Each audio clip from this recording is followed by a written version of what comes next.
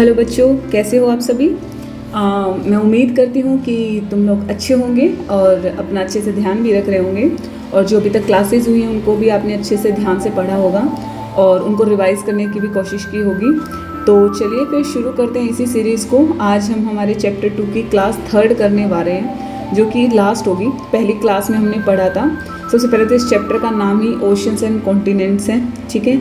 ये social science की class 6 की न्यू एनसीईआरटी बेस्ड जो हमारी बुक है उसको हम सीरीज स्टार्ट कर रखे हैं। उसमें हम चैप्टर 2 पर आए हुए हैं। उसका हमने पहली क्लास में तो हमने परिभाषाएं पढ़ी थी, डेफिनेशंस, जो भी पूरे चैप्टर की थी। सेकंड में हमने ओशंस के बारे में पढ़ा, क्योंकि ये चैप्टर का नाम ही ओशन एंड कॉन्टिनेंट्स है। तो सेकंड में हमने ओशंस के बारे में पढ़ा और आज की जो थर्ड क्लास है वो है कॉन्टिनेंट्स को लेकर। जैसे ओशन एंड कॉन्टिनेंट्स, सबसे पहली बात तो ये कि ये जो चैप्टर ना बहुत बड़े लेवल पे, लार्ज स्केल पे, लार्ज स्केल पे कहने का मेरा मतलब क्या है कि हम यहाँ पे देखो, होने को पानी तो छोटे से, मतलब झील भी पानी है, मतलब झील भी तो एक तरह से पानी का रिसोर्स है। नदियाँ हो गई, समुद्र हो गए, लेकिन नहीं, ये चैप्टर हमारा समुद्र, नदियाँ, झीलों इनके बारे में बात नहीं करा। ये बहुत बड़ी लेवल पे बात करा कि ये पूरी पृथ्वी है, उस पृथ्वी के ऊपर जो पानी है। ये देखो इस डायग्राम में भी, जो कॉन्टिनेंट के बराबर में जो है, ये डायग्राम में भी दिखा रखा है कि इस पूरी पृथ्वी पर तो हमें दो ही चीज़ मोटे तौर पर नज़र आती है, एक तो पानी और एक ज़मीन। तो जो पानी है वो तो ओशन में आ गया और जो ज़मीन है वो कॉन्टिनेंट्स में आ गई, ठीक है। फिर हमने पानी को बांटा अलग भागों में, ज़मीन को हम अलग भागों में बांट रहे हैं, ठीक है। तो वो हमारे ओशंस में हमने ओशंस पढ़ ली और अब हम बात करेंगे कॉन्टिनेंट्स की। तो आज हम बात करेंगे कॉन्टिनेंट्स। कॉन्टिनेंट्स क्या होंगे? जो इस पूरी पृथ्वी पर जहाँ पानी, एक तो पानी हो गया, दूसरा इनका जो बड़ा भूभाग होता है, यानी जो ज़मीन हो गई हमारी, उसको क्या बोलते हैं? उसको हम कॉन्टिनेंट्स बोलेंगे। अब ऐसे तो अब ये हो गया, समझ में आया इतना। ओशंस और कॉन्टिनेंट्स क्या है? पूरे पृथ्वी के ऊपर जो लार्ज एरिया में पानी है उसको ओशन, और जो लार्ज एरिया में भूभाग है उसको कॉन्टिनेंट्स बोलते हैं। और ये मोटे तौर पर, जैसे हमने ओशंस 5 पढ़े थे, आज हम कॉन्टिनेंट्स पढ़ेंगे जो रहने वाले 7, ठीक है। तो आज की जो हमारी क्लास रहेगी वो रहेगी महाद्वीप के ऊपर, ठीक है। तो ऑब्जेक्टिव क्या है इस क्लास के? By the end of this class student will be able to, यानी इस जो आज हम क्लास पढ़ाएंगे इसका क्या उद्देश्य है कि इस क्लास के बाद तुम लोगों को पता होगा कि कॉन्टिनेंट्स क्या होते हैं, उसकी डेफिनेशन पता होगी, परिभाषा, तुम्हें उन 7 कॉन्टिनेंट के नाम याद हो जाने चाहिए। तीसरा, arrange continents from largest to smallest, और तुम्हें पता, तुम इस क्लास के बाद ये पता कर पाओगे कि सबसे बड़ा कॉन्टिनेंट कौन सा, कौन से सबसे छोटा है। और तुम बता पाओगे ओलंपिक रिंग्स का इन कॉन्टिनेंट से क्या लेना देना है। और लास्ट होगा, तुम इन कॉन्टिनेंट्स को वर्ल्ड मैप पे डिफाइन बता पाओगे, ठीक है। तो आज ये क्लास हमें प्रैक्टिस क्लास है और ये तुम्हें करनी है इस क्लास के बाद, ठीक है। तो सबसे पहली बात, कॉन्टिनेंट क्या होते हैं? कॉन्टिनेंट होते हैं हमारे महाद्वीप। क्या होते हैं? महाद्वीप। एक continent is a very large continuous land mass on earth. जो हमारे महाद्वीप हैं, याद रखना, द्वीप नहीं है, महाद्वीप है कॉन्टिनेंट्स, क्योंकि द्वीप को आइलैंड बोलते हैं, ठीक है। थोड़ा सा डिफरेंस और बहुत बड़ा डिफरेंस हो जाता है, ठीक है। तो कॉन्टिनेंट्स जो कि हमारे महाद्वीप है वो क्या है? ये पृथ्वी का बहुत बड़ा और लगातार फैला हुआ भूभाग है। यानी हमारे पृथ्वी के ऊपर लगातार, एक तो पहली बात बहुत बड़ा, और फिर लगातार फैला हुआ क्या है? जमीनी भाग, यानी जहाँ जमीन है। मैंने कहा था पृथ्वी पर दो ही, दूर से देखोगे तो दो चीज़ दिखेंगी, या तो पानी दिखेगा या फिर ज़मीन का भाग दिखेगा।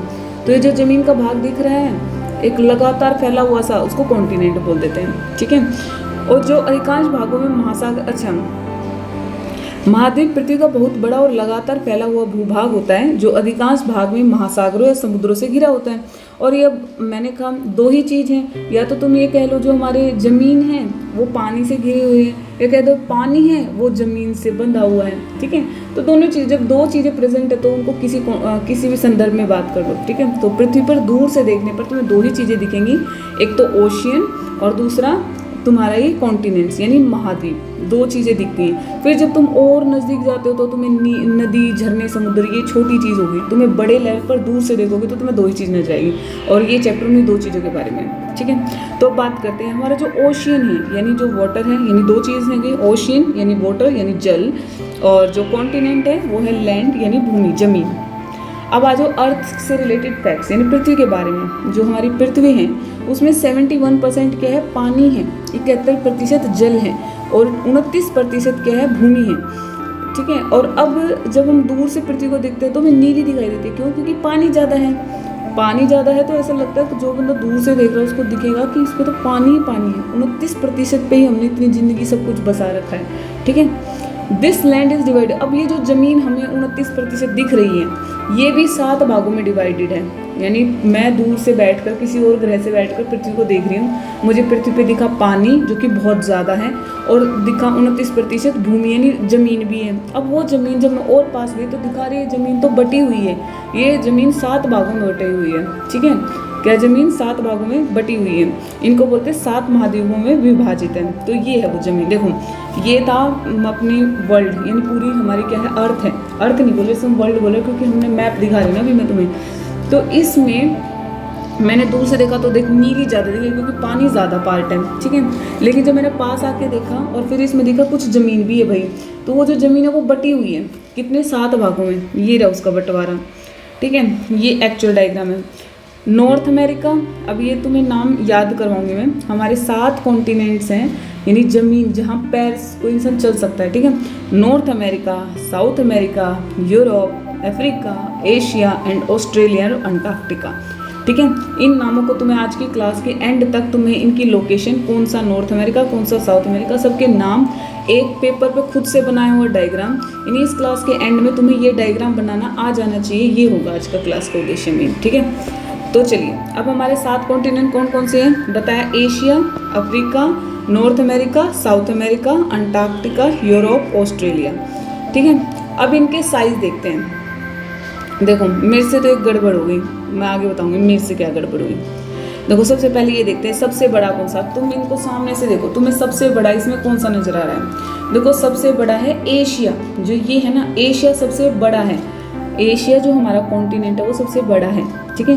और हम जो हमारा जो भारत है जो कंट्री है वो किस में आती है, एशिया कॉन्टिनेंट के अंदर आती है, हम एशिया महाद्वीप के अंदर आते हैं। तो तुम्हें एशिया तो ऐसे याद कर लेना कि हम जो भारत के लोग हैं वो उनको कौन से कंट्री में कौन से कॉन्टिनेंट में आते हैं, एशिया में आते हैं, ठीक है। और हम पे कब्जा किसने किया था, ठीक है, जो ईस्ट इंडिया कंपनी, अगर तुम्हें याद है अंग्रेजों ने भारत पर क्या किया था, कब्जा किया था, काफ़ी टाइम तक हमें गुलाम बना के रखा था। तो वो किसने किया था, वो यूरोप है ना, जो ये इसके बगल में ही एक कॉन्टिनेंट है यानी महाद्वीप है यानी यूरोप, यूरोप ये कंट्री थी, ठीक है, उसकी एक कंपनी थी ईस्ट इंडिया कंपनी, उन्होंने किया था, ठीक है, इंग्लैंड ने बेसिकली। तो वो एशिया ऐसे याद हो गया क्योंकि हम जहाँ से हम बिलोंग कर रहे हैं और हम पे कब्जा किया, हमें अपने दुश्मनों का भी पता होना चाहिए, यूरोप हो गया। फिर आते बात अफ्रीका। अच्छा मैं तो तुम्हें साइज बताने वाली थी, रुको साइज से पहले कुछ थोड़ा सा जान लेते ताकि तुम्हें ईजी होगा याद करने में। फिर आता है हमारा अफ्रीका। अफ्रीका क्यों याद करना है, देखो मानव जाति का जिसको उद्गम बोलते हैं ना, ठीक है, मानव जाति का जो पालना होता है यानी यहाँ से मानव जाति शुरू हुई थी, यहाँ पे अवशेष मिलते हैं यानी अफ्रीका से, ठीक है। और मानव जाति का मतलब ये यहाँ तो जो एशिया है ना, यहाँ तो इसको सभ्यता का मतलब यहाँ पर जाके लोग सिविलाइज्ड हुए थे, एशिया में आके तो लोग सिविलाइज्ड हुए थे मतलब सभ्य बने थे, ठीक है। और यहाँ पे ये बोलते हैं कि उद्गम स्थल है मानव जाति का अफ्रीका को, तो अफ्रीका को ऐसे याद रखना है। एशिया, यूरोप, अफ्रीका भी, ये 3 चीज़ें थोड़ी थोड़ी दिमाग में घुसने लगी, तीनों जो ये कॉन्टिनेंट्स हैं महाद्वीप है। अब आता है नॉर्थ अमेरिका। नॉर्थ अमेरिका क्या है, नॉर्थ अमेरिका का जब भी नाम याद है ना तो टेक्नोलॉजी याद रखना, टेक्नोलॉजी इतना एडवांस है हमारा नॉर्थ अमेरिका, ठीक है।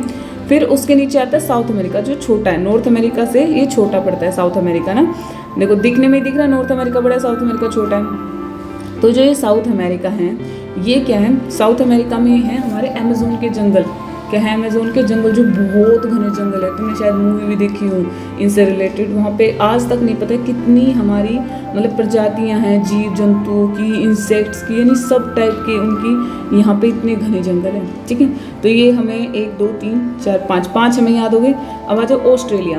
ऑस्ट्रेलिया जो है ना ये एक ऐसे कॉन्टिनेंट है, वैसे इसका जो कॉन्टिनेंट है इसका नाम ओशिनिया है, ठीक है, लेकिन इस कॉन्टिनेंट का सबसे बड़ी कंट्री, देखो इनमें तो बहुत सारी कंट्रीज हैं, एशिया के अंदर, यूरोप, अफ्रीका, इनके अंदर बहुत सारी कंट्रीज हैं, लेकिन ऑस्ट्रेलिया जो ये वाला जो ओशिनिया है ना इसके अंदर जो सबसे बड़ी कंट्री है उसका नाम ऑस्ट्रेलिया, तो इसलिए इस कॉन्टिनेंट को, महाद्वीप को ही एक देश के नाम पे बोल देते हैं कि ऑस्ट्रेलिया, ठीक है। फिर आता है अंटार्कटिका। जो अंटार्कटिका है वो हमारा क्या है, ये नीचे वाला है, इस पे हमारे जो क्या बोलते हैं मतलब लोग यहाँ रहते नहीं हैं, ठीक है, लेकिन ये पानी से, बर्फ़ से, इन सबसे घिरा हुआ है ये वाला जो एरिया है, ठीक है, अंटार्कटिका। तो अब देखो साइज तुम्हें यहीं से देखेंगे। सबसे पहले हमारा आएगा एशिया, सबसे बड़ा क्या है एशिया। उसके बाद क्या है, अफ्रीका। एशिया सबसे बड़ा है साइज में, एशिया। दूसरा है अफ्रीका और तीसरा है नॉर्थ अमेरिका। देखो पहले यहाँ देखो, एशिया सबसे बड़ा, अफ्रीका दूसरे नंबर पे क्या हो गया हमारा अफ्रीका। वैसे यहाँ से देखो ये रहा सबसे बड़ा हमारा हो गया एशिया।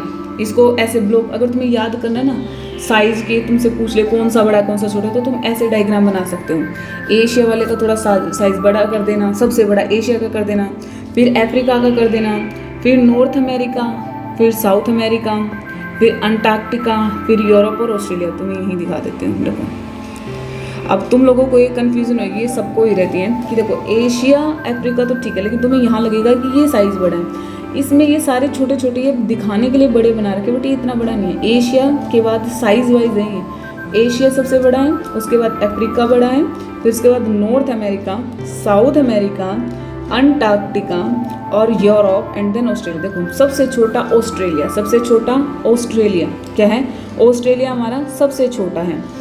और उससे थोड़ा बड़ा है यूरोप। यूरोप बोलते हैं कि वैसे कम है लेकिन इसने सब पे राज कर लिया, यूरोप वाले दिमागदार लोग हैं, ठीक है। ऑस्ट्रेलिया, यूरोप, ठीक है, ये सबसे छोटा ऑस्ट्रेलिया हो गया, उससे थोड़ा बड़ा यूरोप हो गया। और फिर अंटार्कटिका, अंटार्कटिका में बहुत सारे एरिया पे तो बर्फ जमी है जो पिघल जाती है और वो हो जाती है, ठीक है। तो फर्स्ट नीचे से फर्स्ट ये है, नहीं सबसे छोटा ऑस्ट्रेलिया, उससे थोड़ा बड़ा यूरोप, फिर अंटार्कटिका, फिर south America, north America, Africa and Asia, यानी सबसे बड़ा एशिया। बड़े से छोटे पे आता है। देखो इस सीरीज को ऐसे याद रखो, पहले तो इनको बनाना सीखो, ठीक है। कुछ चीज़ से कुछ चीज़, चाहे तुम यहाँ से स्टार्ट कर लो, चाहे आगे से स्टार्ट करो, चाहे पीछे स्टार्ट करो, कुछ कर लो, बस बात है तुम्हें याद रहना चाहिए। ये डायग्राम तुम्हें याद कर लेना है। सबसे बड़ा एशिया, फिर उसके बराबर में अफ्रीका, अफ्रीका के उधर north America, south America, Antarctica, Europe and Australia. ये तुम्हें बिल्कुल अपनी उंगलियों पे याद होनी चाहिए, ठीक है। अब लास्ट जो मैं चीज़ है ये तुम्हें देखो, तो अब तुम सोचोगे जो बुक का अगर तुमने डायग्राम देखा हो तो तुम्हें नहीं याद रहे, तो कोई दिक्कत नहीं। मैंने तुम्हें पहले भी क्लास में बताया कि तुम्हें अभी परफेक्ट चीज़ें बनाने की कोई ज़रूरत नहीं है, तुम्हें सिर्फ चीज़ों को बनाना सीखना है चीज़ों को। अब ये डायग्राम मैंने तुम्हारे हिसाब से बनाया, इसको मैं बहुत परफेक्टली भी बना सकती थी, लेकिन मैंने फिर भी एक गड़बड़ कर दी, वो मैं बताऊंगी।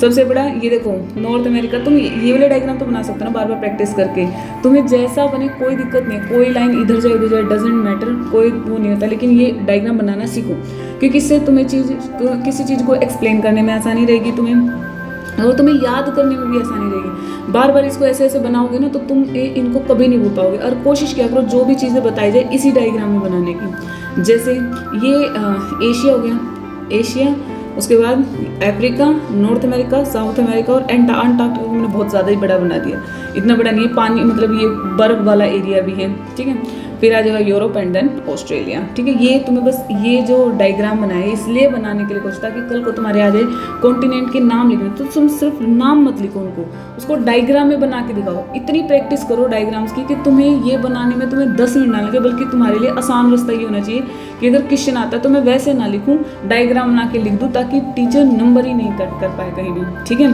तो हमेशा एक बात पे ध्यान रखना, जितना चीज़ों को डायग्राम से समझोगे ना और उनको बनाने की कोशिश करोगे, मतलब कोई चीज़ है, मान लो ये डायग्राम, मैं पहले इसका रियल वर्जन भी अगर मैं 1-2 बार प्रैक्टिस कर लूँ तो मैं लिखने में ज़्यादा टाइम लगेगा एज़ कम्पेयर कि मुझे डायग्राम बनाने में। मैं डायग्राम बहुत जल्दी बना लूँ, क्यों? क्योंकि उसकी मैंने बहुत बार प्रैक्टिस की है। कोई भी चीज़ की तुम इतनी बार प्रैक्टिस कर लो ताकि जब वो मेन जगह बनानी पड़े तो वो तुम्हारा टाइम खाए नहीं, कि मतलब तुम्हारा टाइम कंज्यूम ना हो उसको। मतलब तुम्हें एक डायग्राम को बनाने के लिए अगर 10 मिनट लग रहे तो उसका कोई फ़ायदा नहीं है एग्जाम में बनाने का, ठीक है। अगर वही डायग्राम को तुमने इतनी बार जब भी कहीं कुछ आता है, अगर देखो ये कॉन्टिनेंट आए तो तुम्हें डायग्राम बनाना ही है, लेकिन जब तुम्हारा ओशियन आया था तब भी तो तुम्हें यही डायग्राम बनाना था, बस तब तुम्हें इनका नाम नहीं लिखना था, तब तुम्हें सागरों के, महासागरों के नाम लिखने थे। डायग्राम तो यही बना था, समझ गए। तो यानी ये डायग्राम एक तो भारत का यानी इंडिया का मैप और एक ये वर्ल्ड मैप तुम्हारे टिप्स पे होना चाहिए। और जहाँ तक मुझे याद है, हाँ मैंने इस क्लास की जो फर्स्ट जो शॉर्ट वीडियो उसमें ही डाला था कि जो इंडिया का मैप है तुम उसको कितनी आसानी से विदिन मतलब 1 मिनट तुम उसको बना सकते हो। वो तो तब है जब बिल्कुल वैसे बना रहे हैं, लेकिन जब किसी को दिखाना नहीं है, तुम्हारे कोई परफेक्शन मांग नहीं रहा है, तो तुम्हें अभी उस चीज़ पे सीखना है। कोशिश करो उसको बहुत अच्छे से बना पाओ, ठीक है। बस बना लो, अच्छे से बाद में बना लेना, पर अभी बनाना सीखो, ठीक है, करना है। तो ये हमारा आज का लास्ट रहा। और ये देखो ये मैंने, हाँ अभी लास्ट में ये भी है, देखो इस पे ये देखो मैंने क्या किया है, लेकिन ये पेपर में लिखने की चीज़ नहीं है, बस तुम्हें याद करवाने के लिए मैंने लिखा है कि तुम ताकि इन जो कॉन्टिनेंट्स उनको कभी भूलो ना। जैसे ऑस्ट्रेलिया का नाम आता है तो तुम्हारे दिमाग में आना चाहिए, तो कॉन्टिनेंट, ये ऑस्ट्रेलिया वैसे तो कंट्री का नाम है, लेकिन हम ये कंट्री इस पूरे कॉन्टिनेंट पे इतनी बड़ी है कि इसी के नाम पर ही कॉन्टिनेंट को बोल देते हैं। एशिया में भारत जो है हमारा, भारत एशिया कॉन्टिनेंट में आता है और सभ्यता का पालना भी कहा जाता है। यूरोप जहाँ जिसने भारत पर राज किया, और अफ्रीका मानव जाति का उद्गम स्थल है, और नॉर्थ अमेरिका से टेक्नोलॉजी आई, और अमेजन के घने जंगल साउथ अमेरिका में, और अंटार्कटिका में कोई रहता नहीं है। ठीक है, तो ये हो गया हमारी आज की क्लास खत्म। लेकिन हाँ, मैंने लास्ट में आपको ये बताया था कि जो हमारी जो ओलंपिक है, तुम लोगों ने सुना होगा, अगर नहीं सुना तो तुम अपनी ज़िंदगी में आगे सुनोगे, ओलंपिक्स गेम्स होते हैं। ठीक है, उसका एक ये सिंबल है ऐसे करके ना, 5 रिंग आपस में उलझी हुई है।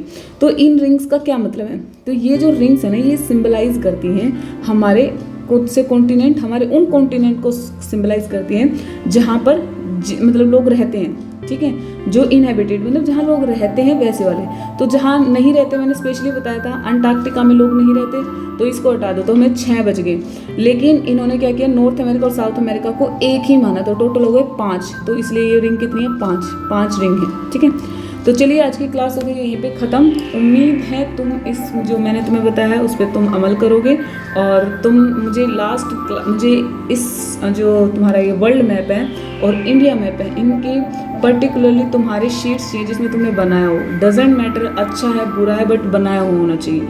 कॉन्टिनेंट्स के नाम और ओशियन के नाम, मुझे इन दोनों के साथ। ठीक है, तो नेक्स्ट क्लास में मुझे जब तक वो तुम्हारी नोटबुक्स नहीं मिल जाती तब तक नेक्स्ट क्लास नहीं होगी। ठीक है, तो चलिए मिलेंगे नेक्स्ट क्लास में, तब तक अपना ध्यान रखना।